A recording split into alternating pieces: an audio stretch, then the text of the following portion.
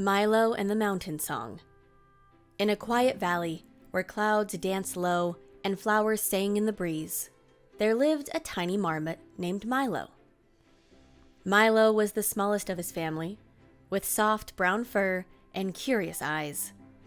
While his brothers played on the cliffs and raced through the meadows, Milo preferred quiet corners and listening to the wind. But deep inside, Milo dreamed of climbing the tall, tall mountain behind their home, the one everyone called Whisper Peak.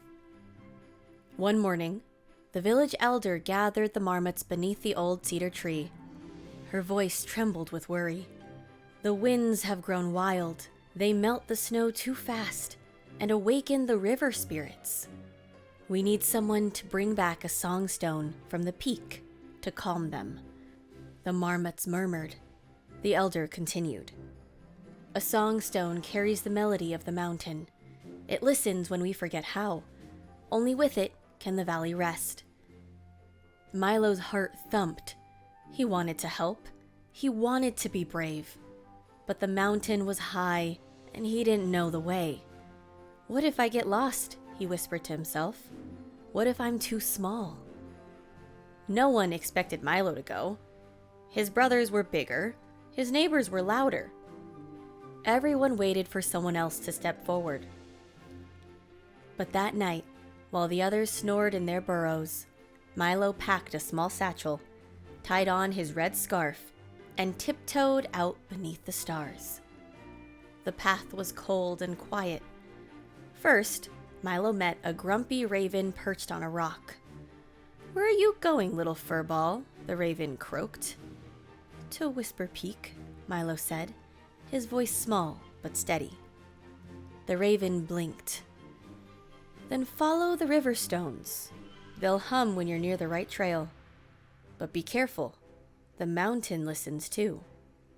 Sure enough, as Milo walked, smooth gray stones beneath his paws began to sing, low and warm like the beat of a drum.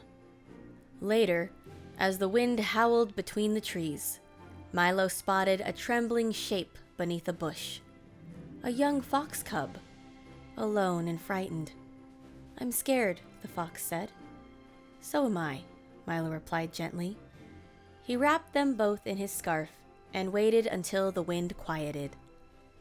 They traveled together for a while, until the cub turned back toward the forest and Milo continued alone. At last, he reached the steepest cliff, where fog swirled like ghosts and ice slicked the stone. The trail disappeared into nothing. Milo's paws trembled. His ears flattened.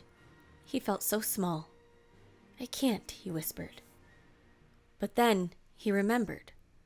The warm hum of the stones, the fox's tiny cry, the stars above the valley waiting, and how far he'd already come.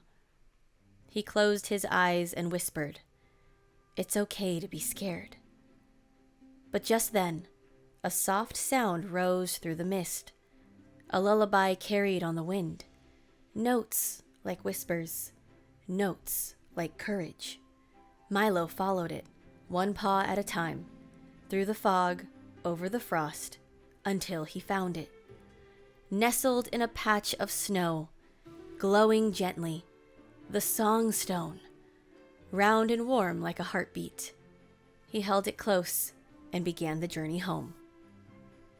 Back in the valley, as Milo stepped into the clearing, the winds quieted, the trees stopped shivering, flowers straightened and opened wide, humming with color.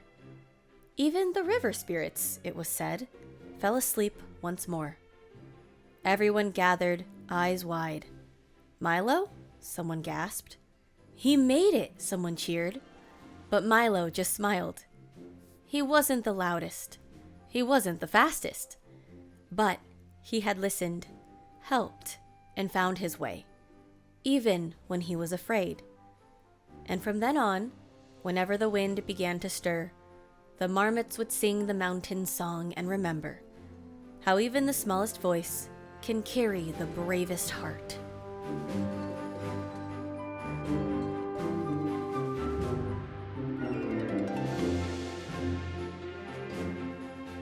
Thank you for listening to Gentle is Courage.